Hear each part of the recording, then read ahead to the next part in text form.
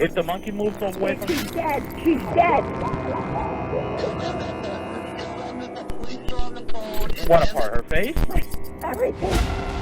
He ripped her apart? I think I'm gonna break. I think I'm gonna pass out. No, just breathe, okay? Let's see.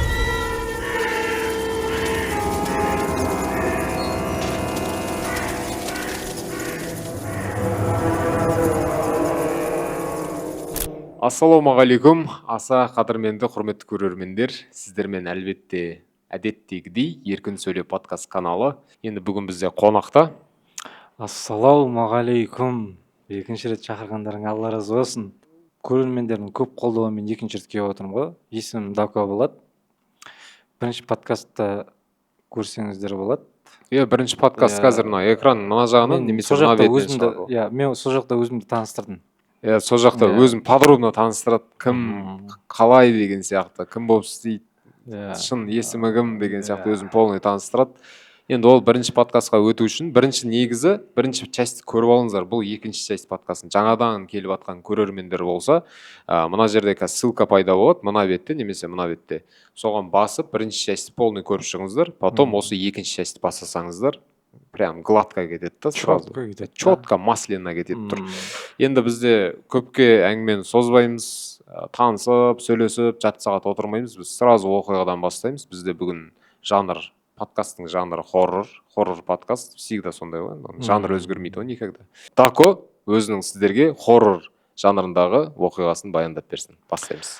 Жетісай жақта, Жетісайдың өзінде емес, Шымкенттің кең ғой. Жетісайдың өзінде емес, сол Жетісайдың қасында ауылдарда. Ол ауылдар, трассаның бойында бейтіп кететін ауылдар емес та, просто ше. 100 метрден 200 километрден кейін ауыл шығатын ондай ауыл емес та, просто ішіне кірдің ба, уже ауыл жақта, трасса бейтіп кетеді, ше. Шашыраңқы ауыл, И соның бір ауылында түнде, біреу айқайлайды, ешкім түсінбейді кім айқайлайтын ше, бірақ адам даусына ұқсамайдан айқайлаған ше, біртүрлі ыңғайсыз ше, ана айқайлаған ше, мазасызданады ғой, ауыл. Тыныштық кетеді ауылдан. Тыныштық, дато анау иттер үріп кетеді да, иттер, жылқылар жаңағы кісінеп атады. Кісінеп, ешектер аңырап кетеді, тауықтар ше. Ана ауылда бәрі естиді, ойлашы, бір 20 шақты ауыл үй шығар, 30 шақты үй шығар, енді ше. Адам дауысы ма? Адамның дауысына ұқсай ма, бір шыңғырық дауысы ғой, түнде. И ояқтан біреу жүгіреді дейді, түк деп ше, көшеде жүгіреді, ояқта свет сейрек қой, ояқта андай трассың, андай жолдарды трассы бар да, енді трассыда ғана светтер бар да, бірақ ауылдың ортасында свет андай көп жоқ та, сөйтіп бір күн өтеді, біреу айқайлайды, 2 күн өтеді, айқайлайды, түнгі іште бүкіл ауылдардың әңгімелері сол күндіз ше, сендер андай дауыс естідіңдер ма, андай дауыс естідіңдер ма деген сияқты түсініксіз жағдай болады, бір ауыл сол жаңағы. Бір күні азанда оянады ғой, енді азанда оянса дейді, жаңағы бұл историяны маған кім айтып отыр, сол ауылда болған қыз, мен подружкам осы Алматыда тұрады, подружкам менің досым, сол айтып отыр. Мен кітті кезімде оның бір менің жасы бір 8-9 оқиды ол қыз. Сол кезде естіген ғой, сол кезде болған. Өзі болған, еще құлағым естіген ол нәрсені ше. Сол айтып беріп отыр маған. Түсінбедік дейді басында. Бір апта бойы сондай нәрсе болып жүрді дейді, Бір апта ше, айқайлайды. Бір кезде ұзақ айқайлайды. Бір кезде вообще ыңырсайды дейді, аңырсып жүреді дейді, бүйтіп жүгіріп өтеді, бірақ ешкім әлі оның түрін көрмеген, адам ба, кім түсінбей жатыр, ауылда ше. Бүйтіп бір күні сөйтіп жүрген кезде жаңа қыз айтып жатыр, тұрсам түнде кір жайып қойғам дейді далаға ше, бүкіл іш киім жуып кір жайып қойғам дейді, и азында тұрсам менің іш киім жоқ дейді, мамамның іш киімі жоқ дейді, тек қана ше, үйдегі тек әйел адамдардікі ма? Іш киім жоқ дейді да, біздің үйде дейді. И содан бұрын алмай тұрып, сондай жағдай көршілерде болған екен да, көршілерде әйел адам іш киімдері жоқ, түрсі лифчиктер жоқ, жайып қояды, жоқ болып кетеді. Жуады, жайып қояды, жоқ болып кетеді. Түсінбейді, бүкіл ауыл. Не болып жатыр дейді, И участковыйге барады сол ауыл. полицияларына барады, осы осындай жағдай болып жатыр, түнгі 3-те айқайлайды, естіп жатсыңдар ма деген сияқты. Олар бізде түсінбей жатырық не болып екенін деп ше. Бұлар участковыйлар тұрады да, сөйтіп іздейді. Іздеп жүреді, просто сұрайды көршілерден, не естіп жатсыңдар ма деп, сендердің үйлеріңде емес па, бір ауру адамдарың жоқ па жүр, бүйтіп түнде айқайлап, болмаса ешкім жоқ, ондай жоқ, ойбай бізде ондай жоқ дейді. Сөйтіп таппайды. Бір апта өтеді, жоқ. Бірақ ана дауыс бір апта сондай жағдай болады да, бір апта жоқ болып кетеді ол, бір күні участковый сөйтіп бір трассаның ауылдан шығып, трассаның бойында тұрады ғой енді. Просто ше, нелер тоқтатып деген сияқты ше. Машиналарды ояқтан машина аз жүреді. Соны просто тұрып, сол жақтан жұмыс бабымен жүрген шығар енді, білмеймін. Сол жақта тұрған кезде осы трассаның мына жақ бойында сәл бір 15-10 километр дейінші.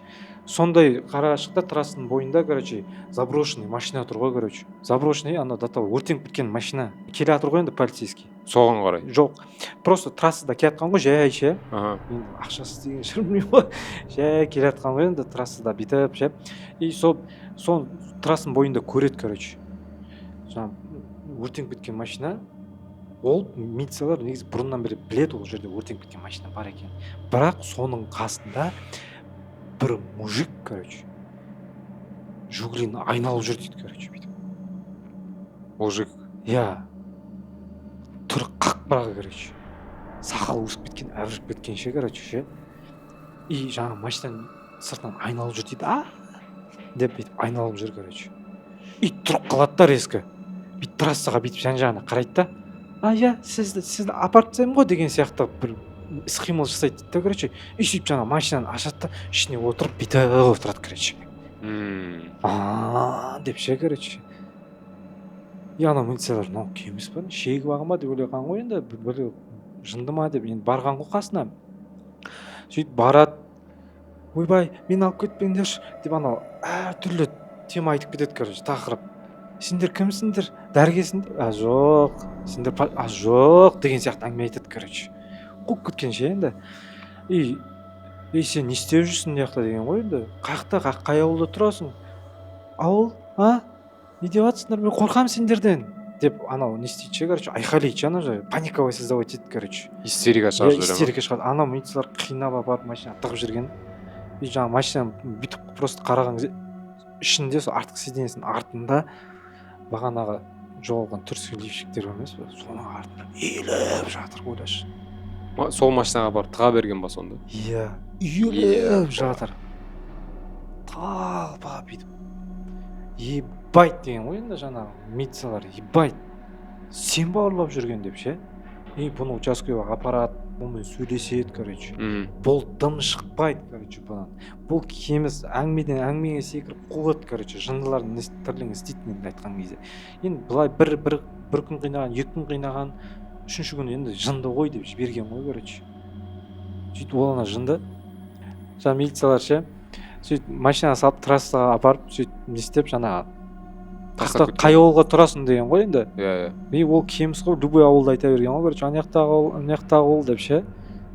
Бір любой ауылынан несіне тастай салған ғой, алдынан ше. Осы жақта тұрасың ба точно деп ше. Осы жақта тұрам, деген да, сөйтіп түсіп қалған. Милиция обратно кетіп қалған да. Одан ол ауылда тынышталды дейді, тынышталды дейді. Сөйтіп бір күні дейді, жаңағы қыздың көршісі бар емес пе? Сол қыздың көршісі келесі ауылға тойға какой-то образын барады. Сол тойда жүрген кезде сонда осы әңгімені естиді, сол ауылдан, көрші ауылдан. Ол көрші ауылға бару үшін 1 сағаттай кетеді. Машинамен 1 сағаттай кетеді. Сонда көрші ауылға кетіп қалған болды? Көрші ауылға кетіп қалған. Бағана әкеп тастаған ауылға кетпеген да, басқа көрші ауылда жүр дейді, ол. Жаяу кетіп қалған ғой? Жаяу.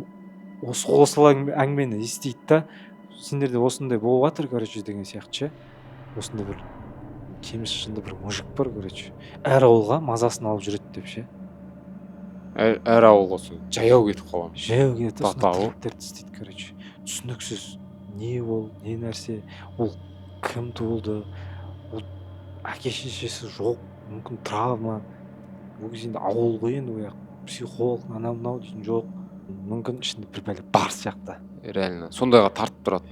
Иә. Бар сияқты. Өйткені ана қыз кәдімгідей біз сабаққа енді қыс түнгіні қайтатын кезде қорқып қайтамыз дейді ғой енді сабаққа ше. Енді Даконың оқиғасы шынымен патолог болды. Кәдімгідей сіздерге қалай өтті, өздеріңіздің комментарияға жазып кетіңіздер, өздеріңіздің ойларыңызды жазыңыздар. Мүмкін сіздерде де ауылдарда тұрып жатқан, облыстарда тұрып жатқан көрермендеріміз бар шығар. Олардың да бастарына мүмкін осындай бір оқиғалар өтіп жатқан шығар. Бөлісіп жазып кетіңіздер комментарияға. Әлбетте біз оқимыз, әлбетте ол комментарияға біз әлбетте түрде жауап беретін боламыз, міндетті түрде жауап береміз. Енді екінші оқиғаны бастайтын болсақ, бұл оқиға менің басымнан өтпеген, сразу айтамын. Бұл баланың басынан оқиғаның өткен соншалықты өліп қалмай қалай жүр деген комментария жазбаңыздар, өтініш. Бұл оқиға менің басымнан өтпеген, сразу айтамын. Тағы да дисклеймер, бұл оқиға менің басымнан өтпеген. Бұл оқиға басқа кісінің басынан өткен. Бұл оқиға Аслан басына өтпеген. Өтпеген менің басынан. Менің де басына өтпеген ол. Бұл студияның да басынан өтпеген. Сіздің де басыңыздан өтпеген бұл оқиға. Сондықтан дұрыстап тыңдап алыңыздар бастапқысы. Енді бұл жерде оқиғаның тақырыбы груз, яғни ол значит басқа қаладан басқа қалаға қайтыс болған адамды тасып баратыр деген сөзді білдіреді. Жаңағыдай көбінесе альфредтар тасиды. Қайтыс болған адамдарды. Мәйітті, иә. Сол кезде арт жағына жапсырып қояды скотчпен, груз деп жазып қояды. Жаңағы груз 200 деп. Шынымен қорқынышты оқиға, сразу айтайын. Бұл жерде енді жолға шығып жатқан кісілер болса, ұзақ жолға шығып жатқан кісілер болса, бұны өткізіп жіберсеңіздер де болады, өйткені максимально қорқынышты болады қазір. Әсіресе сол ұзақ жолда жүрген адамдарға. Грузбен айналысатын бір кісі бар. Осы Алматы қаласында. Әр қалаға да жүреді, Шымкент, Қызылорда, Ақтау, Ақтөбе, короче. Сөйтіп бір күні ол всегда өзінің жанында серіктесін алып жүреді, өзімен бірге. Жол серіктесі, досын алып алады, жан досын болмаса әркімге звондайды, брат, осындай тамағыңды алып беремін, мен бірге барып қайтшы дейді, просто ақшаның жартысын беремін, немесе осындай бір пайызын беремін. Көп адам келісетін, көп достар баратын. Сол именно заказ түскен күні олмен ешкім шықпай қалады ғой. Бәрі жұмыста болып қалады, бәрі жаңағыдай семьясымен қыдырып кетеді, ауырып қалып жатады біреулер. Сонымен ешкім шықпайды, жалғыз өзі шығады. Тәуекел деп. Өйткені неге жалғыз өзі? Өйткені ақшасы прям мощный болады да, брат. Ұзақ жер, қаланың, ол прям қаланың ортасы емес, облысы дейді ғой. Алып кетші дейді, короче. Алматы қаласына срочно жеткізу керек дейді. Сөйтеді де жаңағы барады, машинамен альфредпен барады, жол жүргенде ештеңе болмайды, бәрі дұрыс болады, сол қалаға дейін болады. Қай қалада болған айтпай ақ қояйын енді, өз солай попросить етті да, қай қалада болған айтпай ақ қойшы деп. Сөйтіп сол бір қалаға барады да, жаңағы үйге кіреді альфредпен. Багажды ашады, оның есіктерді ашады, сөйтіп кілемге оралған, бірінші Ақматаға оралған адамды алып шығып кілемге орайды да, сол үйдің ішінде орап, жаңағыдай альфредқа кіргізіп қояды. Кілемге орап тастайды, өйткені иіс шығып кетпесін, иіс шықса кілемге сіңеді дейді да. Сөйтіп альфредтің передний сиденье, задний сиденьесін жатқызады да, полный созып жатқызып қояды мына жаққа, шет жағына. Ал анамен бірге баратын серіктес жоқ қайтатын. Сонымен азанда ғой, таңғы сағат 6 салат, бәрі қоштасады, жоқтау айтады, болды кеттік дейді жалпы. Сөйтіп жақындары күтіп алады дейді ғой. Ар жақта өзінің жақындары бар, солар Алматыдан күтіп алады, осындай адреске апарасың, заранее осы номерге хабарласасың дейді, сен күтіп алады, сонымен жарайды деп жолға шығады. И оқиға уже түнге таман басталады ғой. Ол жерде сен өлген адамның жанында музыка қоса алмайсың, бақырды. Ештеңе көре алмайсың. Өлген адам жанында жатыр, өзі водитель кетіп баратыр, короче. И бәрі анау вниманиясы анада да. Қорқып келе жатыр кәдімгідей, жанында бір сөйлесетін серіктес жоқ, бірдеңе болса, ей деп жармасып қалатын. Бір өзі рульға жабысып алған, трасса, ешкім жоқ, тып-тыныш қой, машинаның іші деп машина кетіп баратыр.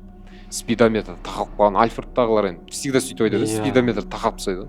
Уже қаламен, жаңағы алып кеткен қаламен Алматының ортасына жете бергенде, короче, сол оқиға басталады. Анау клем бар ғой, өзімен өзі қозғалады ғой, короче. Анау бар вниманиясы сода, боковой зрениедан мен көріп келе жатыр ғой. Анау бір кезде бас жағы қозғалады, дір ете қалады. Анау бүйтеді да, селк ете қалады да, ей дейді да, бүйтіп қарайды, трассаға қарайды, бүйтіп қарайды, сосын скорость азайтады. 100-ге түсті, 60-пен келеді, 60-пен.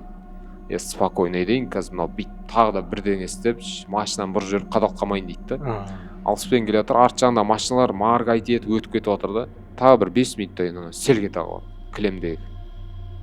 Сонымен анау тағы да бүйтіп селге етеді да, мына қуама дейді да, машинаны грунтовкаға айдап тоқтатады да, шығады да, темекісін тартып тұрады. Қой мен кішкене бодыр жинап алайын.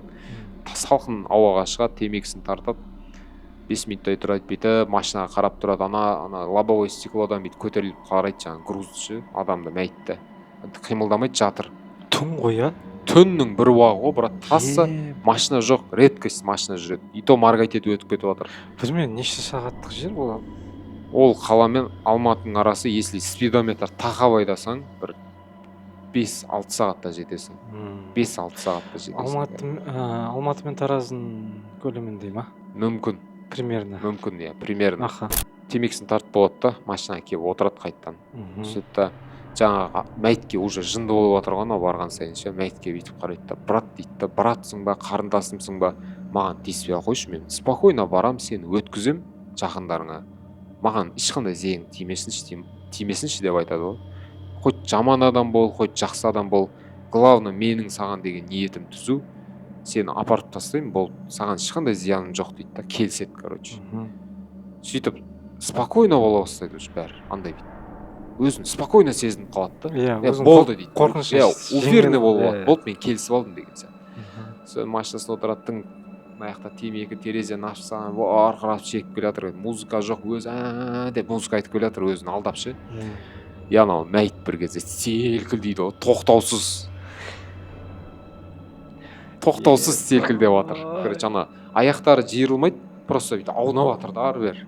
Дауыс шықпайды, у-бу деген дауыс шығып жатқан жоқ, ана тірілген жоқ ештеңе. Анау енді түннің бір уағы өзі за рулем шаршап келе жатыр, ұйқыға кетіп барады да, соны өзін алдау үшін темекі шегіп деп өлең айтып келе жатқан ғой. Сөйтіп анау өлең действиетті манаған ше, селкілдейді анау. Селкілдеп жатады да, резко тоқтап қалады былай. Резко грунтовкаға қарай тоқтайды, ручник тартады, ана машинаны атып жатады, багажник көтереді да. В общем, бүкіл есіктерді ашып тастайды да, алысқа барып тұрады ғой былай.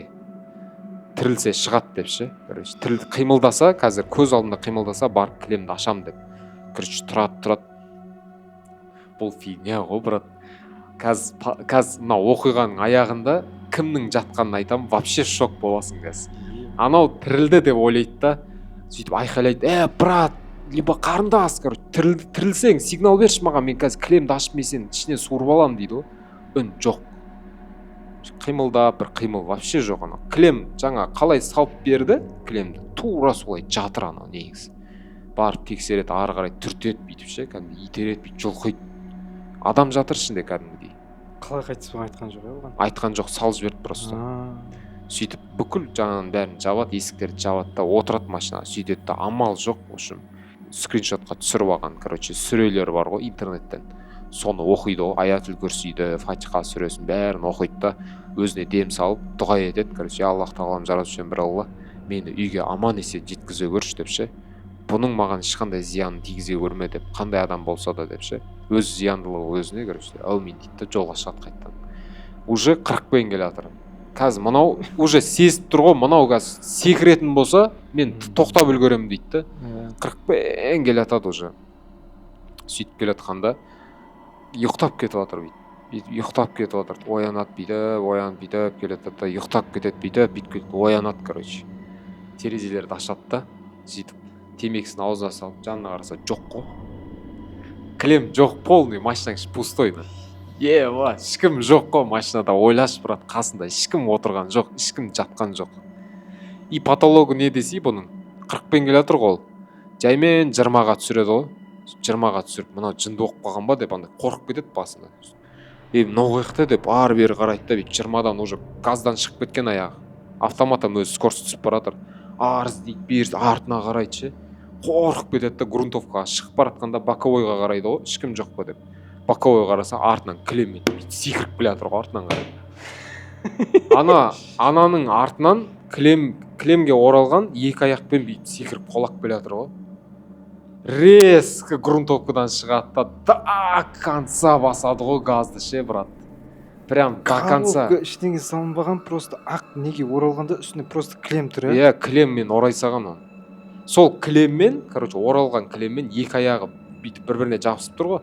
сонымен андай бүйтіп секіріп келе жатыр ғой осылай арт жағынан машинаның артынан басады ғой ана машинаны до конца ше деп айқайлап қорыққаннан екі қол рульға жабысып алған спидометр кетіп қалған до конца аңырап кеткен машина анау қалып кетеді артында секіріп сөйтіп келе жатады да көзін жұмады тас жұмып тұрады да өтініш дейді ғой аллам қорғай көрші деп көзін ашады да спокойно бола бастайды уже машина ыңғырап жатыр да кәдімгідей ақырып жатыр прям тақап тастаған сосын жаймен газды жібереді да бүйтіп жанына қарайды ғой жанына қараса жатыр и анау скоростьті түсірмеймін деп басында ойлайды типа мен кете берейінші осылай деп ше болатын нәрсе бұл хоть секіре ма мен в общем секіріп бірдеңе болса былай қарап отыра беремін дейді да анау қозғалады бір кезде анау уже бүйтіп тітіркенеді да жоқ мына тоқтамаймын дейді ғой короче до конца ұрамын мен мынаны до конца апарып тастайын деп кетіп бара жатыр анау бір кезде бүйтеді дірілдей бастайды жоқ дейді до конца апарамын дейді короче и анаған уже жынды болып кеткен соншалық анаған айқайлап ұрсады ғой жат деп ше жаңағыдай тыныш жатсай мен сені апарып жатырмын ғой деп ше немене жата бересің деп ананы еще бүйтіп ұрады мына қолмен мына қол рульда мына қолмен итеріп ұрып жатыр ғой жатсай дұрыстап деп ше анау бүйтіп қозғалады да тық тұрып қалады сөйтіп келе жатқан кезде короче аны ең патолог сол болды ғой артынан бүйтіп екі аяқпен қолап келе жатқаны ше сонымен таң атап бастағанда анау уже көрмейді ананың қимылдап жатқанын уже көрмейді да сөйтіп местоположение А пунктынан Б пунктына апарады местоположение апарады жақындары күтіп алады сөйтіп багажды ашады да анау түседі да машинадан бля дейді ғой алып кет мынаны дейді короче и не болды ана өлген адамға кішкене құрмет көрсету керек қой дейді сөйтеді білмеймін шеше камаз в общем экскаватормен келіп бүйтіп аласыңдар ма сүйреп аласыңдар ма жұлып отырсаңдаршы мен машинаны дейді ғой мен қайтып грузға шықпаймын мен не болды балам түсіндірші осындай сөйтіп ана машинаға солдың жақын отырғызады да кеш отыршы дейді машинаға отырғызады айтады сен білесің ба короче трассада не болған не болды осындай болды мына конкретно біресе екі аяқтап қол айтты немене болған мына дуамен айналысқан ба или білмеймін ішінде бірдеңесі бар ма сөйтсе жоқ бұл өртеніп өлген ғой дейді ғой анау вообще бар ғой брат вообще в шоке болады ғой ана жерде өртеніп бұл өртенген соншалықты дейді денесінің терісі жоқ в общем ішінде ағзалары и беті скелетке айналып кеткен денесі полный скелет просто ағзалары ғой бүйтіп вес болып тұрған дейді да анау вообще ана жерде тұрады да болды братан түсші машинадан дейді түсіреді да болды маған енді хабарласпаңдар деп бүкіл ана груз деген беседалар бар ғой заказ деген полный шығады жауып тастайды машинаны сатып жібереді сөйтеді да болды енді шықпаймын дейді ғой сол кісінің өзі маған соны айтып берген өзі прям отырып осы недавно ғана ше сол историяны естідім сонымен мен өзім как ана қорқып қалдым ше өзім бұрында армандайтын машинам болса бір ұзақ жолға шықсам екен деп ше қазір уже желание жоқ ондай жолға шығуға ол историядан кейін шыны керек грузболға жолға желание жоқ грузбол құдай сақтасын грузболдан просто өтіп кеткені соңында просто ол өртеніп кеткен ғой деп айтқан ше өртеніп өлген ғой тем более ебать өртеніп мен анау бүйтіп кигеннен кейін біткен шығар деп тұрмын ғой бұл басқа андай қатты қорықпайтын шығармын десем өртенген деген кезде екінші взрыв кетті ғой сол үшін құрметті көрермендер ұзақ жолға шығатын болсаңыздар немесе грузбен айналысып жүрген адамдар болса міндетті түрде қастарыңызға серіктес қосып алып жүріңіздер хоть грузбен айналыс хоть дальнобойщик бол кім бол ұзақ жол ма қасыңа сен серіктес алып алуың керексің всегда ол хоть шартты мешать етсін ол жолда кім болады не болатынын ешкім білмейді мысалы жолда болады бандиттер мысалы да жолыңды бөгейді лобовойыңа бір нормально 4-5 тасты лақтырады бүйтіп соқырланып қаласың ғой жаңынан келеді есікті ашады шығарып бауыздап тастайды мысалы болды өлдің сол жерде қасыңда бір серіктесің болса мысалы хотя бы шығып көмектесетін ше сол үшін бір серіктес қасыңа бір арқа сүйеп отыратын адам алып алуың керексің сенімен бірге әңгіме айтып баратындай нескучный адам мынау әңгіме мен өзім трассада арасында шығып тұрамын да ше мына әңгіме вообще потолок енді бұл оқиға барлықтарыңызға өтті деп ойлаймын енді бастарыңыздан өткен оқиғалар болса осындай бір грузбен айналысатын адамдар болса бастарыңыздан осындай бір тылсым дүние енді именно осындай болмаса да бір андай болады ғой, көрінеді, көзге көрініп қалатын бір тылсым дүниелер болып қалса, грузды әкетіп баратқан кезде комментарийға жазып жіберсеңіздер болады. Менде мынандай заказ болған кезде осындай жайт орын алған деген сияқты, аж қасымда серіктесім отырса да деген сияқты ше. Енді бізде келесі оқиға ол Дакода. Жаңағы трасса демекші, менде мынандай история есіме түсіп жатыр да. Тоже жолдас баламның папасын болған оқиғасы, неден Қызылордадан Ақтөбеге трассаға шығады. Ол кезде 2005 жылдары ғой. Новый машина алып келе жатыр. Қызылордадан Ақтөбеге қарай ше. Ақтөбе трассасына қарай. Новый машина алып келе жатыр. И короче түнде күндіз ол ұйықтамай шыққанда, машинаны алғанда, короче, барғанда машинаны алғанда сразу жолға шығып кеткен ғой, короче. Сөйтіп түнде ұйықтамаған бірінші жеткен да Қызылордаға ше, өзі неде тұрады, Сексеуіл жақта тұрады. Сексеуілден Қызылордаға жеткен да өзі. Жетіп, сразу машина алып, сразу жолға шығып кеткен ғой, короче. Сол Ақтөбеге, Сексеуілге жақындап, үй жағына жақындап қалған кезде, сол Сексеуілден өткеннен кейін ақшам уақытысы ұйқысы қысып кеткен ғой, короче, қатты ше. Сол жерге машинаны қойып, машинада жата салайыншы деп. Бүйтіп арқасын жатқызып, бүйтіп отқан ғой, короче. Сөйтіп көзі ілініп бүйтіп отқан кезде, көзін ашса, анау жерде бір қыз тұр дейді. Жолда ма? Жолда.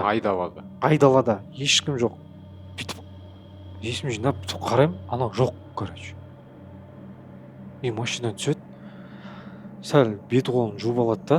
Сөйтіп қайтадан бүйтіп жатқады. Жаңағы қыз жақындап тұр дейді да жаңағы. Каждый бүйтіп жатқан, көзін жұмған сайын. Бүйтіп көзі ілініп кетсе түсім шығар деп түсінбей жатыр ол жаңа жатсаң ше. Бір кезде бүйтіп ұйықтамай до конца қарап отырды. Ана қыз тұрды да бір кезде тың лобовойға секірді дейді ғой, короче. Ана братан енді көшеде жүріп қалған кісі ғой. Сразу пистолетін алып алғанда атқан ғой сразу лобовойға. Ё-моё. Анау резко капоттың үстіне шығып алды дейді да, короче. И машинаны бүйтіп қозғалтып жатыр дейді. Крышаның үстіне. Машинаның капоты бар емес, үсті ше. Соның үстіне шығып бүйтіп қозғалтып жатыр дейді нағыз ше. И анау братан үстіге қарай атып жатыр дейді ана пистолетпен ше, короче. Кеттің, кімсің деп ше. Атып жатыр, парс. Атты да бір кезде жоқ болып кетті. Тынышталып қалды, короче. Братан әлі шок, жаңағы жолдас балам ағасы, папасы ғой. Шок болып жатыр ғой бір кезде. Ебай дейді, ол кезде енді телефон Nokia ғой. Резко звондайды жаңағы жолдас балдарына ше. Мен осындай трассада тұрмын деп ше. Алып кетіңдер деп ше. Не алып кел дейді, короче. Машина тартатын алып келіңдер дейді, короче. И сөйтіп бұлар, цеппен ше. Бұлар жаңа жолдас балдар уазбен келеді. Чё там, не жағдай болды дейді, короче. Братан үндемейді до конца. Ана лобовой жағып тастаған, крышасын тесіп салған. Не болған мына жерге деп тұр. Братан әлі шок, үндемейді, короче. Үндемей келген ғой, короче. Неге дейін ше? Ақтөбеге дейін ше. Үндемей апарып тастаған. Сөйтіп үйіне кіргеннен кейін барып бет қолын жуып, істеп үйге жатады да, бір кезде қайтадан тұрады. Тұрғаннан кейін ертесіне қайтадан жолдас балдар келеді ғой, короче. Айтады ғой. Айтады, не болды кеше, не жағдай болды, не ана атып тастағансың, ана бүйтіп тастағансың деп. Мына машина жөндетуге беріңдер деп айтқан ғой енді жолдас балдарына. Өйткені кәдімгідей шағып тастаған, несін стеклосы жоқ уже ше. Пистолетпен атып ше, короче. Лобовой жарамайды ғой. Лобовой жарамайды, төбесінде капоты да жарамайды ғой, короче. Өтіп кеткен ғой ана. И сөйтіп ертесіне бүйтіп уже тұрды, есін жинады да, короче, бүйтіп жан-жанарда жоқ сезді. И жаңа жолдас балалар келеді, не болды, не жағдай болды дейді, короче, айтады. Мен кеше осындай қызды көрдім дейді. Ол кәдімгідей обычный қыз дейді, кәдімгідей. Обычный қыз, шашы ұзын, қара, кәдімгідей қыз түрі қорқынышты, анау картинка сияқты сәл түрі. Иә. Көріп алыңыздар, құрметті көрермендер, вот. Анау сияқты емес па? Иә, осындай сияқты. Түрі қорқынышты дейді, өте қатты қорқынышты дейді да, короче ше.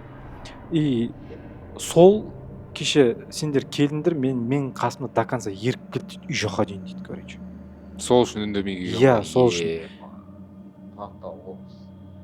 Водитель жаңа жолдас баласы отқан, анау өзі уазда отқан ғой, короче. сөйтіп уазда отырып уаздың артында отырады дейді бір кезде ше, айнадан қарайды бүйтіп ше, и бір кезде жоқ болып кетеді да ана машинаның қасында отырады жолдас баланың қасында еріп келген ғой короче, бір кезде қасына жаяу жүреді дейді бүйтіп ше, жаңағыдай аяқпен ше кәдімгідей машинамен нормально 60-пен 70-пен кетеді ғой, сонымен бүйтіп қарасам айна артқа қарай қарасам мына жерде жүріп келе жатады дейді ол жылдамдығы ше короче, сөйтіп үйге дейін еріп кетті дейді ғой, үйде ұйықтап тұрдым да соны жаңағыда бүйтіп жоқ екенін сездім дейді да короче, и сосын осының үстірін айтып беріп отырмын дейді короче.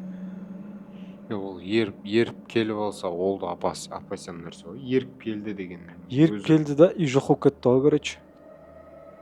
Мен қатты қорқатыным ше, мысалы соған бір қатысты оқиға емес, просто сондай бір сезім бар да, чувство потерянности дей ма бірдеңе короче.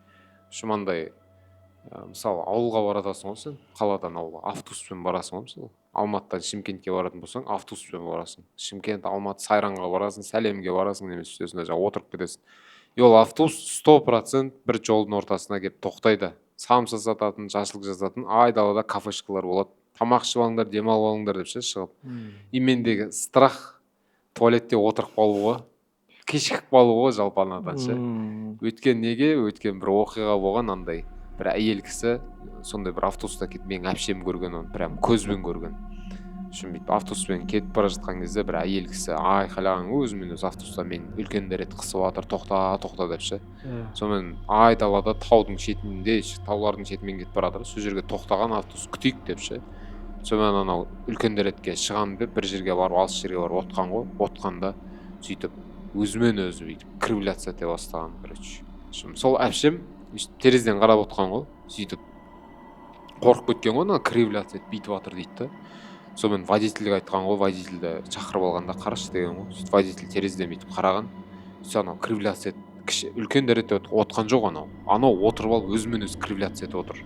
Үлкендер ете отқан жоқ. Иә, судорог ұстаған сияқты. Бірдеңе қолын созады, короче. Дейді да қарай бүйтеді. Содан аналар ойлаған ғой, енді бұл тегіннен бүйтіп отқан жоқ деп ше. Сонымен водитель не керек, маған бұндай проблема керек емес деген, жүрек жоқ па білмеймін. Отырғанда айдап кетіп қалған ғой автобус, тастап кеткен ананы. И тастап кеткен, анау в общем боковой зеркаладан көрген, бәрі бүйтіп терезеден шығарып, қаяқ кетіп баратсың деп терезеден бүйтіп қараса, анау төрт аяқтап дейді, короче. Ана оқиғаны айтқан кезде мендегі страх сол ғой, уже кішкентай кезімнен бері ше. Оны еще маған кішкентайсың ғой деп мен қорқытып емес, кәдімгідей үлкен дастарханда бәрі үлкен кісілер отырғанда айтқан ғой, мен осындай көргем деп.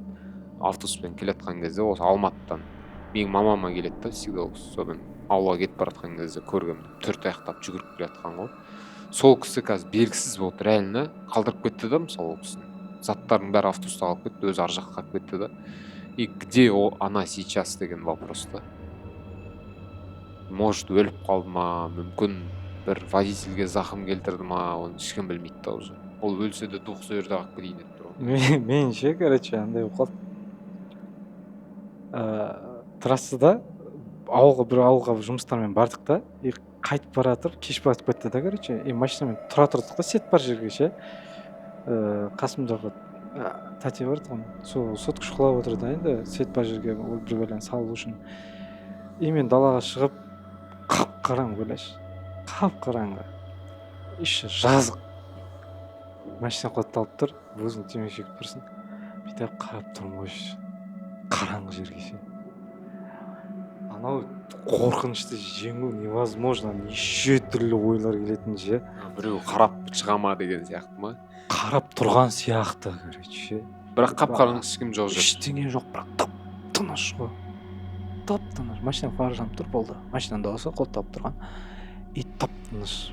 Мен бүйтіп андай ұзақ тұрып қарап көрейінші деген сияқты тұрдым ғой мен. Мүмкін бірдеңе болып қалар деген. Шыдай алмадым, ойбай. Как будто деп біреу деп атып шығатын сияқты ше. Страшно. Сосын түнде айнаға қарама дейді ғой. Мен айнаға 20 минут қарағым ғой тұрып түнде. Не болады екен деп ше. Ешқандай вспышка, свеча жаққан жоқпын, просто отырдым да айнаға қарап отырдым. И реально айтайын, өзгереді түрің. Өзгереді еще, қалай өзгереді. Мысалы сен отырасың ғой спокойно, ана түрің күліп тұрады ғой. Иә, менде бірақ сен өзің күліп отырасың солай, сен жынды болып отырасың дейді деп. Но сен уже ана эмоцияға беріліп кеткен соншалықты саған кажется, что сен без эмоций отырсың. Ал айнада сен өзіңді де күліп тұрасың да. Ал бетіңді ұстасаң реально күліп тұрасың. Мен одан шеше қарамайтын болдым ғой. Вообще түнде айнаның бетін жауып тастаймыз біз всегда. Сосын бір күн просто ойнастық істедім да, ошо ойнап көрейінші дедім. Менде де сондай болды. Менде де ұзақ қарап тұрдым бүйтіп ше.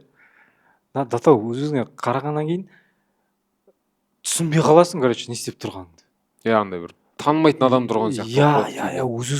Өз-өзің мынау мен ба точно деп тұрасың. Мынау мен ба, шын тұрым ба деген сияқты. Ебать деп есім жинап. Не айнаға өз светті. Менде сол кішкентай кезімде бір фобия болған. Ана «Зеркало» деген кино бар. Әйел адам ванныйға кіреді да, айнаға қарап тұрады да, бүйтіп шашын түзулеп, айнадан бұрылып кетіп қалса, бейнесі ақ болады ғой, сөйтеді да. Аузына қолын тығады, аузын айырады ғой. Содан кейін кішкентай кез ана ванна моншаға кіресің ғой. Кіресің ғой, жо, братан, маған тиіспей қойшы деп ше. Қарамай қойшы мен айнаға деп. Енді бұл оқиға жалпы айтқанда болса Қазақстан мемлекетінде болған деп айта берейін. Кімнің басынан өткен, қандай қалада болған, қандай адамның қай есімі кім, оны айтып керек емес шығар. Просто оқиға болсын, бұл кәдімгідей бұл болған оқиғада. Енді бір ескі үйде қызы мен анасы тұрған екен. Ескі шіріген үйде тұрған екен. Жағдайлар соншалықты жоқ. Анасы жұмыс істей алмайды, ауырады.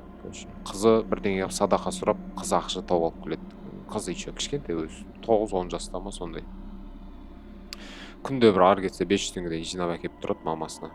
Енді бір облыста тұрғаннан кейін әр үйге барып есігін тоқылдатып, нан беріңіздер, сөйтіп сұрайды, немесе ақша бере тұрыңыздар, сөйтіп сұрайды да.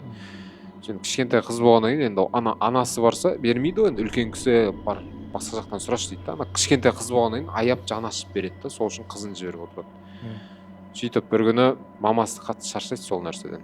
Сөйтіп айтады, біз шіріген үйде тұрамыз, не жейтін тамағымыз жоқ қызым деп ше. Қызы уже татаво есейіп қалған, морально есейіп кеткен да қызы. Жасы жарайды 9-10-да, бірақ морально шарт етіп тұр да, енді 20 жастағы кісілер құсап. Сөйтіп, мама, әрине шаршайсыз, мен де шаршаймын, кім шаршамайды. Бірақ бұған да Аллаға шүкір ету керек қой, жаңа шүкіршілік білдіру керек. Біздің тұратын жеріміз бар, басқалар құсап қаңырап далада жатқан жоқпыз дейді. Сонымен екеуі әңгімелеседі отырып, сөйтіп қызына айтады, қызым, бұл жерден кетсек қалай қарайсың деп, басқа жерге барайық. Бірдеңе қылармыз деп ше. Сөйтіп анасы ауырса да 1 ай жұмыс істеп ақша алады, зарплата 80 000 теңге пол жуып ше.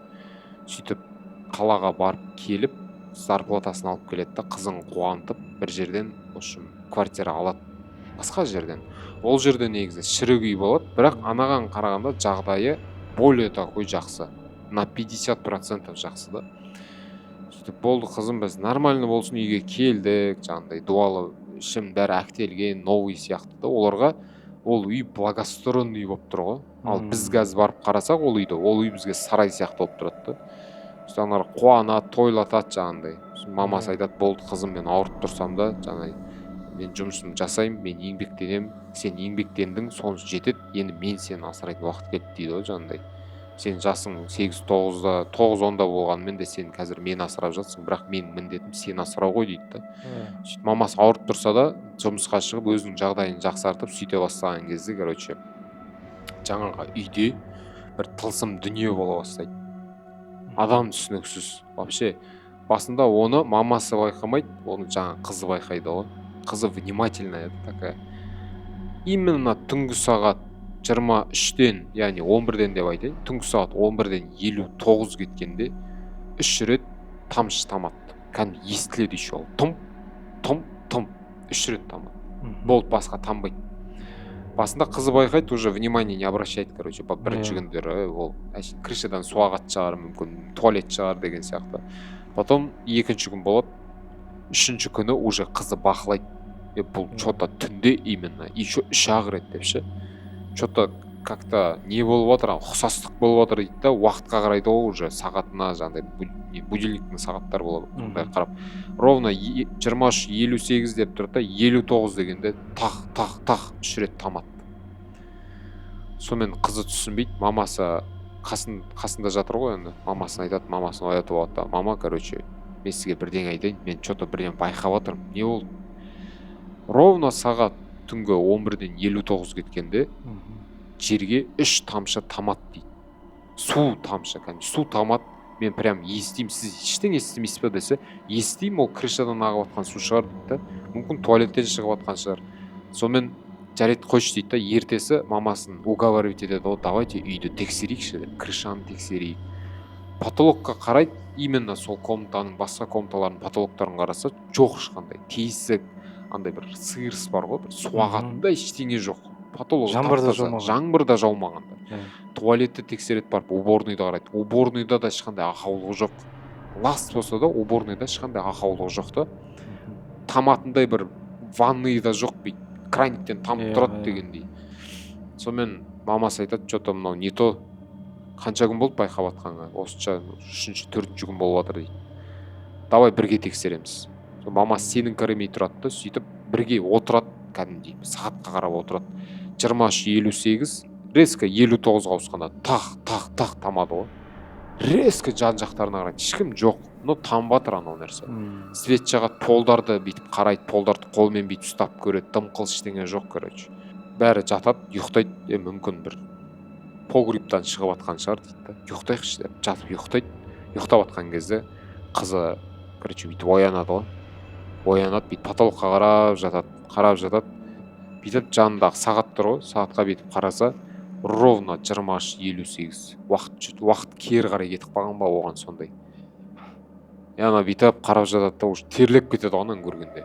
Мен уже ұйықтап жатқаныма 3 сағат болып кеткен сияқты еді ғой деп ше. Қалай бұл әлі мына уақытта тұр деп. Тұрады да 58 деп тұрады да 59 дейді. Тым тура жанына тамып жатыр, короче. Анау анаған қарап жатады да, бүйтіп жерге қарайды. Сөйтіп жаймен басын көтереді ғой потолокқа. Потолокқа көтерсе, андай потолокта енді тырнақ демей ақ қояйын, саусақтары ұзын паук сияқты, аппақ бойы ұзын нәрсе потолокта жабысып бүйтіп қарап тұрған ғой солай. И ана тамшы анадан тамып жатыр да, ананың денесінің сулылығы соншалықты жылтырап тұрған, ол прям жылан сияқты жылтырап тұрды. Түрі көрінбейді бірақ вообще. Қараңғы ғой өйткен. Густой бір черный бір қараңғылықта көріп тұрды ана нәрсені. Сосын ананы көреді да шыңғырады, плюс оянады. Сөйтсе түс екен ол. Түсінде көрген ана нәрсені. Деп айқайлап тұрғанда мамасы да шошып, не болды қызым, не болды? Ана уже потеть еткен, соншақ температура беріп жүрген ғой қызға. Сөйтіп жаңа қыз айтады, мама мен көрдім. Нені көрдің? Мен потолоктан көрдім, мама мен потолоктан көрдім. Уже ана температурадан галлюцинация беріп жатыр. Мама ол үйде, мама мен оны сезіп тұр, мен жанында тұр, мама көмектесші маған. Ана түсінбей, мамасы қорқып кетеді, скорый шақырайын десе, не қалтасында ақшасы жоқ, оны емдетеді. Енді жұмысқа кірген адам болса. Мына тұрып жатқан үй болса мынау, не дәрі берейін десе анау, дәрісі жоқ. Градусникпен кішігірім тамақтар бар жейтін. Сонымен су береді, амал жоқ, су іше ғой деп, су береді, жатқызады, нерден марлы басады, трәпке басады жаңағындай. Сонымен температурасын кішкене басып сұрайды, қызым жарайды, сабырға кел, не көрдің айтшы? Мама мен түсімде осындай нәрсе тамды, и потолокқа қарағанда мен осындай нәрсе көрдім дейді. Сол мамасы жарайды бір қорқынышты түс қой дейді да, мамасы қатты сеніңкіремейді. Сосын ертесіне мамасы жұмысқа кетеді, қызы үйде жалғыз қалады. Сөйтіп қорқа бастайды да, қыз уже жалғыз қалудан көшеге шығып кетеді. Жаңағы бұрынғы әдет не болса бастайды, барып көршілерден тамақ сұрап жеп алады, ақша сұрап алады көршілерден. Сөйтеді да түнде мамасы келеді қайттан. Сөйтті болды жатып ұйықтайық. Егер де шошып атсаң, мені оят, мен жұбатам сен, бәрі нормально дейді. Сабырлықпен бәрін қабылдайық дейді. Жаңағыдай жатып ұйықтап атады да бір кезде түнде қыздар реально түсінде емес, қыздар реально оянады ұйқысынан. Сөйтіп қыздар реально ұйқысынан оянады да, бүйтіп уақытқа қараса, реально уақыт түнгі сағат 3 жүріп жатыр. Дейді да жаңа қыз бүйтіп жатып, бұрышқа қараса, бұрышта реально біреу тұр бұрышта, қарап тұр былай, қызына қарап тұр. Бүйтіп тұрады да, мам дейді да, жанын ұстаса, мамасы жоқ қасында, ешкім жоқ қасында, ешкім жатқан жоқ. Сөйтті анау тұрады да, бұрыштағы тұрғанша, қызам дейді да, анау деген сол жерде уже патит анимит етіп кеткен ғой, бүкіл денесі терлеп кетеді да. Андай болады ғой, адам резко қорққанда бір суық су құйып жіберген сияқты болады ғой үстіңе. тура сондай прям үстінен жүгіріп өтеді да суық жатады да бүйтіп қарап жатады бүйтеді уже басын шайқайды мынау болмайды мынау дейді да мам дейді короче все анау тұрады да қызым дейді да мам дейді да уже қызым дейді анау сөйтті да анау тұрады да жаймен жарыққа шығады ғой анау бұрыштан ше жаймен бүйтіп шығады да қызым бері қарашы дейді қараса мамасы екен анау қолына плед ұстап алған жамылып жатқан бұрышқа тығылып алған ғой былай қызым свет жақшы өтініш мен бірдеңе көріп тұрмын дейді да мен бірдеңе көріп тұрмын қызым свет жақшы деп шепотпен айқайлап жатыр анау сөйтсе анау қарайды да мамасы екенін көреді сөйтеді да мамасы взглядпен бүйтіп тастайды ғой мына жаққа қара деген сияқты қызы бүйтіп мына бұрышқа қараса ана жаңа ұзын бар ғой сол стенаға жабысып тұр ғой былай мойны ұзын кәдімгідей ше осылай жабысып тұр да мамасына қарай дәлденіп тұр ғой атылайын деп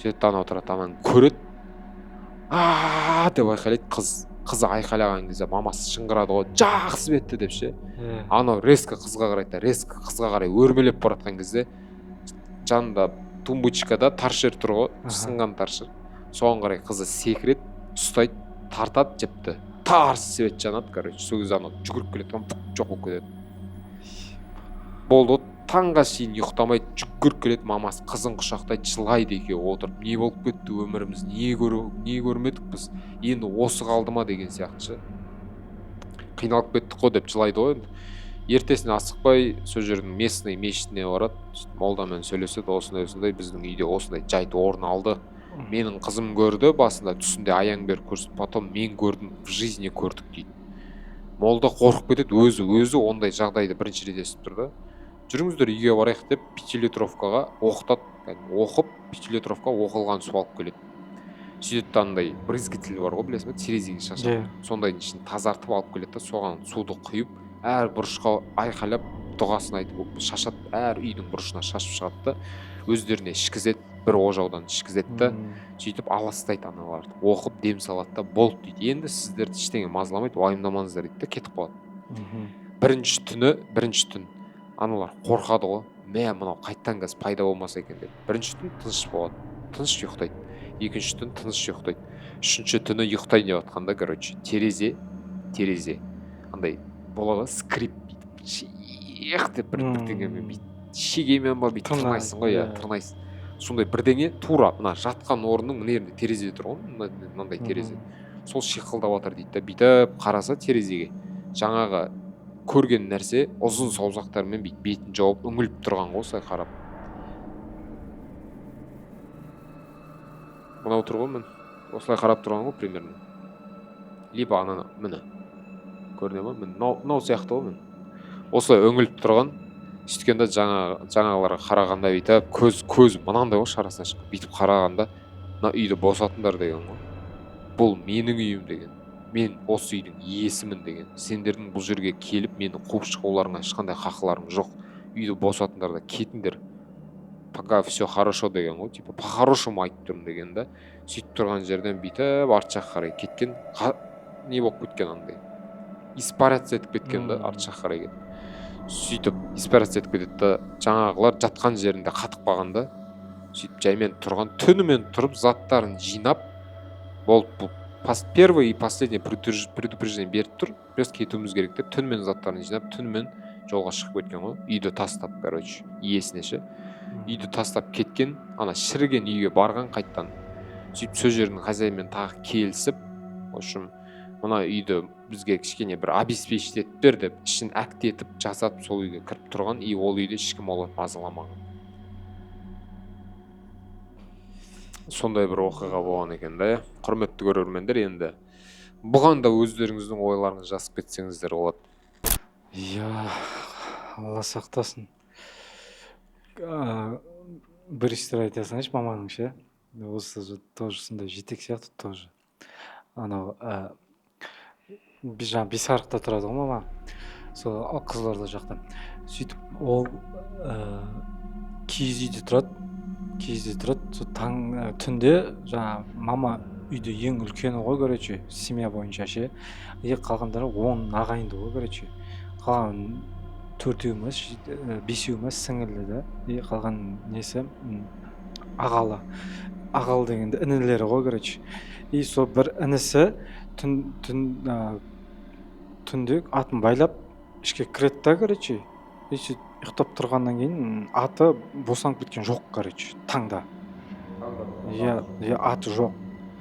Сөйтіп қақта ешекке мініп іздеп кел деген ғой, сөйтіп ешектен бүкіл ауыл қарап шығады, таппайды. Сөйтіп жаңа жалғыз тал дейтін нәрсе бар да, короче. Сол Бесарықтан сәл шыққаннан кейін бір-ақ үштік қана тал өсіп тұрады. Жазық дала да, бір-ақ үштік тал. Бір-ақ үштік қана жазық дала ғой, енді ауылдан сәл шыққаннан кейін тал шығып тұрады ғой, короче. Үлкен тал бар да, короче, соны жалғыз тал деп айтады бүкіл ауылдар. Енді жаңа ешекпен келе жатады да, сол именно ауылдан шығып жалғыз талға қарап қалған кезде жалғыз талдың таңда ғой. Жалғыз талдың қасында кіттей балдар үстері жүн дейді. Бір-бірін қолдарынан ұстап бүйтіп айналып жүрді, короче. Үстілер жүн кіттей балдардың дауысы шығады, бірақ жүн дейді. И сол жалғыз талдың арасын айналып жүрді бүйтіп. Оны бірінші ешек байқап қалған дейді. Ешек байқап қалып тоқтап қалғанда сразу аңыраған ғой, короче.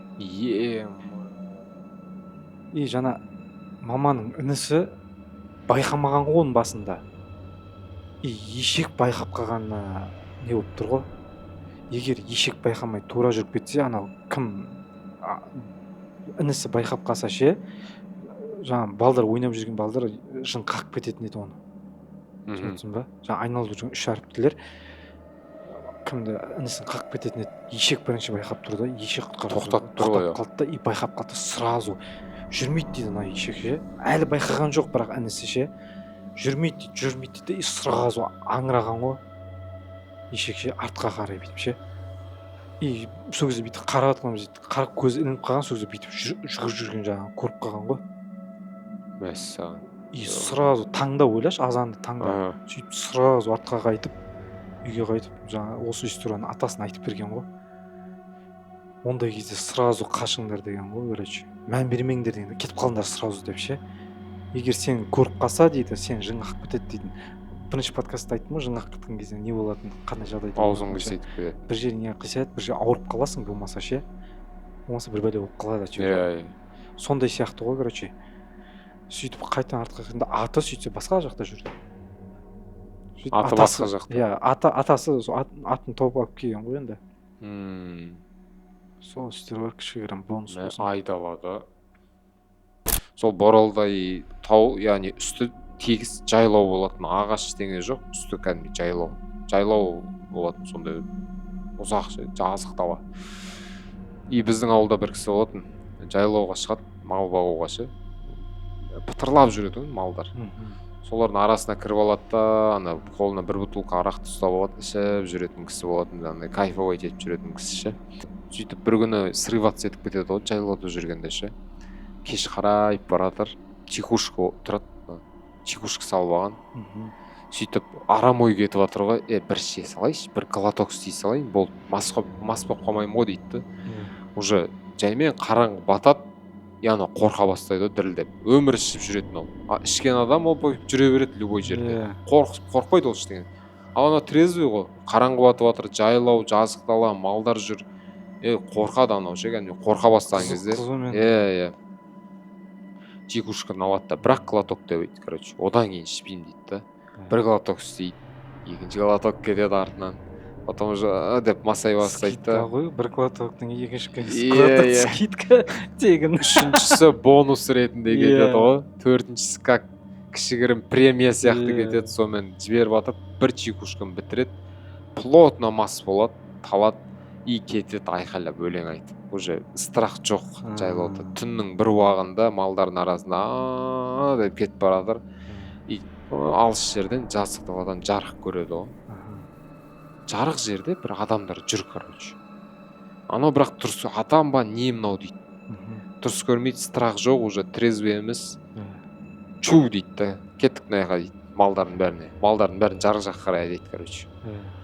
Кетіп баратыр, анау жарық алыстап жатыр анадан. Анау жүрген сайын, анау как будто бір орында тұр, но анау жүрсе, анау да жүріп жатқан сияқты да. Сөйтіп бір ойы ойлап қояды, жетек емес па деп ше, жетектеп кетіп жүрмей ма мен дейді да. бас дейді ғой, короче. Соның өзінде баратыр артынан. Bir кезде анау Қызумен. жақын, қызумен баратыр. Бір талай жер жүргеннен кейін анау жақындай бастайды дейді. Анаған бүйтіп келеді. Қараса жарық жанып тұр, киіз үй тұр, киіз үйдің алдында кәдімгідей аяқтарына туфли киген, үсттерінде рубашкалары бар, ақ рубашкасы, шалбар бар. Ол кезде кала-кала ғой. Кала-кала шалбар бар, рубашкасы бар. Bir кісілер жүр, короче, қызмет етіп, сорпа анау, тез-тез кіргізіңдер, тойлатайық тез-тез. Столптар, ана ағаштардан қағып жерге столптар жасап қойған, оған светтерлеп қойған бүйтіп лампочкалар. Тез-тез болыңдар енді, музыканы қосты, музыка қаяқтан тамада шақырмайсыңдар, сөйтіп жүр да бар. Той. Той ана. Жазықты айдала жайлауда той болып жатыр. Анау бүйтіп қарайды, келеді, ары қарайды, бері қарайды. Жан-жағы толған мал ғой.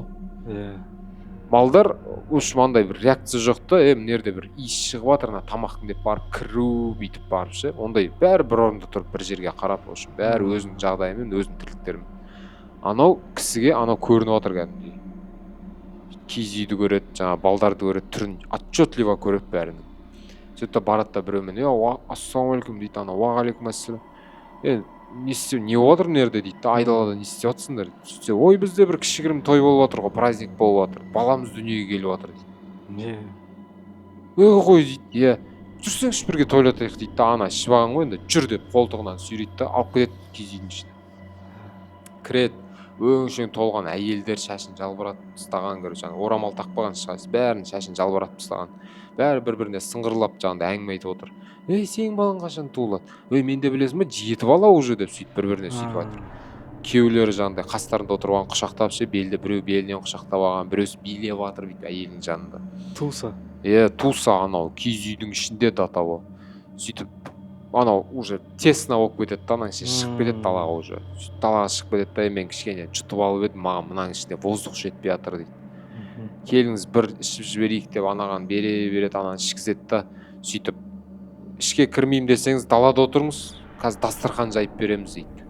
Алдына мынандай дөңгелек стол жаяды да, беш бар ма, не бар, бәрін қояды. Варенье, паренье, банан, алма, мандарин бәрін қояды. Аса дейді ғой, короче.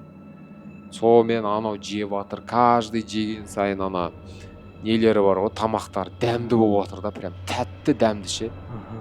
Анау тоқтай алмайды, ұрып жатыр, асап жатыр. Bir кезде не в тему бір өлең қосылады дейді да. Бір музыка, түсініксіз анау, өмірде жоқ музыка. Бір майысқан музыка анау. Қиық деп бір есіктің дыбыстарынан жасалған ба бірдеңе. Аналар анаған бүйтіп майысып билеп жатыр дейді да. Майысады, біреу бүйтіп шошаңдап кетеді дейді. Біреу деп айқайлап бір дыбыстар андай шыңғыратын дыбыстар шығарып жатыр дейді. Деп билеп жатыр дейді да. И анау бүйтіп тамақ ішіп отырады да, анау бүйтіп қарап отыр ғой, не істеп жатыр мыналар деп. Сөйтіп ананы бітіре салайын деп тамақ ішіп отырады да. Тамақ ішіп отырып, аяқтарына көздері түсіп кетеді ғой. Аяқтарына қараса, бәрінің аяқ киімдері қисық, короче, аяқтары қисық.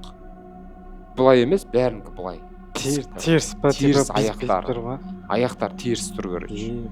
Бүкілінің әйелдерінің де аяқтары теріс.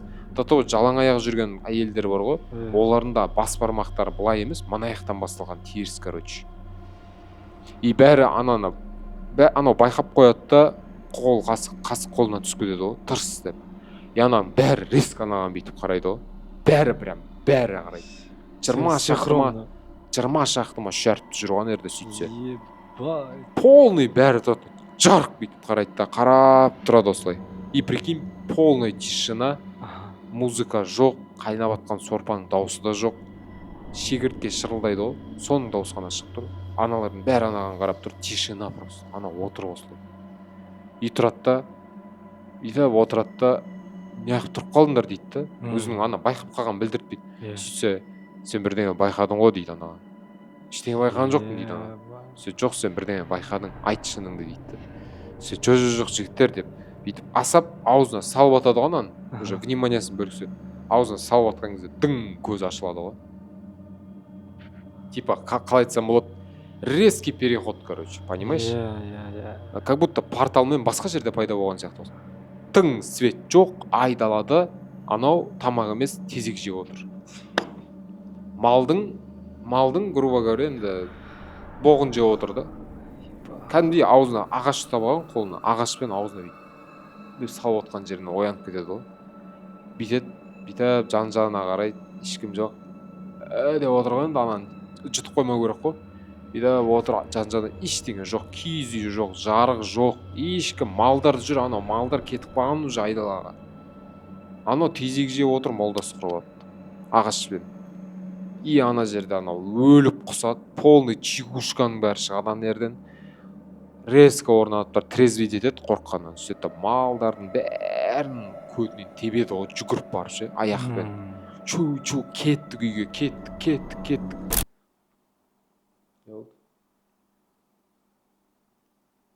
Не дауыс? Деп тұр ма? Жоқ. Енді. Не дауыс есі? Бір бөлек тық алды. Мен емес па? Жоқ. Білмеймін. Бұл өзі офис сондай өзі брат. Таудан прям, енді таудан қиғашынан түсіреді ғой малды. Ол прямо түсіре салады ғой. Теуіп, ана біреу аунап жатыр, біреу тұрып қалады осылай. Полный бәрін бошым түсіреді да, өзі де жүгіріп түседі таудан. Сөйтіп болды, короче, иелеріне апарып береді. И барады да байды оятып алады жаңағы. Малдардың қорасына кіргізеді, айтады. Рахмет дейді да, мен енді істемеймін жұмыс дейді. Неге десе, мен көретін уже көріп тастадым дейді. Мен енді жұмыстан шығам, ренжіме дейді да, жаңағыдай полный не бар, в общем, байдың оған қамтамасыз еткен несі бар, берці бар ма, бәрін қолына өткізеді, аяғына тәпішкесін кетті да, үйіне қайтып кетеді ғой, короче, болды дейді. Сөйтіп соны бізге жаңағыдай әпшелерімізбен бәріміз бір жерде отырғанбыз Майопкада, Боралдай тауында. Сол кезде айтып отыр ғой, мен мына жерге келген сайын осы нәрсе есіме түседі деп ше. Қалай мен сол кезде тезек жедім деп. Ол на самом деле реально жеген ғой, тезекті жеп жұтқан еще. Еще біразын бір бәле су берді ғой еще. Сол енді құрметті көрермендер, менің айтарым бір қалай айтсам болады, ауылда тұратын адамдар болса, таулы жерлерге шыққанда сондай бір жарық нәрселерді көрсеңіздер, лучше бармай-ақ қойыңыздар. Мысалы қарап отырсаң, тауда, жайлауда қандай жарық пен тоқ өз жерде. Тоқ жоқ қой жерде, ешқандай жерде. Қандай ол жарық қай жерден жанып тұр? Ол да ойламаған да нәрсе. Сол үшін тауда, жайлауда ешқандай жерде свет жанбайды, моторсыз. Мотордың дауысы жоқ па, просто свет жанып тұр ма, значит, туда не идти деген сөз ғой. Это жетек. Ол жетек деген, сен жетелеп алып кете береді ол. Бір жерге апарады, жындақып кетеді солай. Так что всегда байқап жүріңіздер, абай болыңыздар. Ал құрметті көрермендер, подкаст өте керемет болды деп ойлаймын. Сіздерге өз ойларыңызды, жаңағыдай қорқынышты оқиғаларыңызды біздің осы темада, осы подкастта айтқан жаңағыдай қорқынышты оқиғаларымызға келетіндей өздеріңіздің бастарыңыздан, жақындарыңыздың бастарынан өткен бір қорқынышты, бір патология историялар болса, комментарияға міндетті түрде жазып кетіңіздер. Біз оларды оқимыз, міндетті түрде қараймыз. Егер де арасында ең былай патолог қорқынышты оқиғалар болса, соны алып, келесі подкасттарда мазмұндап беретін боламыз. Қарамат, мына подкаст өте бір керемет подкаст болды деп ойлаймын. Лайкты аямай басамыз, подписка жасаймыз және колокольчикке басып отырыңыздар. И сосын осы бірінші подкастпен, менімен болған бірінші подкастпен осы екінші подкастты қайсы история мықтырақ болды, соны да жаза кетіңіздер. Мынау маған өтті патолог история дейтін. Маған бүгінгі подкастта сенің айтқан әлі аурасынан шыға алмай жатырмын сол историяны. Груз ба? Груз. Өте қатты өтті маған. Алдыңғы жолы менің историям саған қатты өтеді, бұл жолы Асланның историясы патолог өтіп жатыр. Енді сіздерге енді бір-бірімізге енді біз енді қорқынышты нәрсе көріп қалғаннан кейін арасында редкость қондай историялар өтіп тұру деген. Сіздерге біздің бүкіл историямыз өткен шығар мүмкін. Және бізде TikTok арнамыз бар. TikTok арнада мен өзім всегда эфирға шығып отырам, стримде отырам. Стримда да қорқынышты историялар айтып отырам. Мына жерге жазып кетеміз TikTok'та. Және Instagram аккаунтта жазып кетеміз. Даконның Instagram аккаунты тұр, менің Instagram аккаунтым тұр. Подписаться етіп, тоже Instagram жағынан да қолдап кетсеңіздер болады бізді. Сол енді бүгінгі подкаст сомен тәмам. Сіздермен қоштаспаймыз. Алда жолығамыз тағы да, подкаст болады тағы да. Сол, айтарың болса, Дако. Көп рахмет қолдағандарыңызға, қайтадан екінші подкастқа келгенімізге. Енді Алла қаласа тағы көрісіп қаламыз. Иншалла. Үшінші сәс сүріп жіберерміз. Көрісіп қалармыз, Алла қаласа. Сол үшін көп лайк, Асланға көп подписка жасаңдар YouTube'да. Поддержка берейік кәні. Дәл қазір подписка істеші, дәл қазір лайк басшы. деп әбден шығып кеткенді айтып отырсаң көбісі ортасынан шығып кетеді ғой подкасттың ше көріп отырып статистика бойынша қарап отырсаң Иә. болыпты жарайды барлықтарыңызға сау болыңыздар жақсы сау болыңыздар Мен жаңа мына жерде серьезно дауыс естідім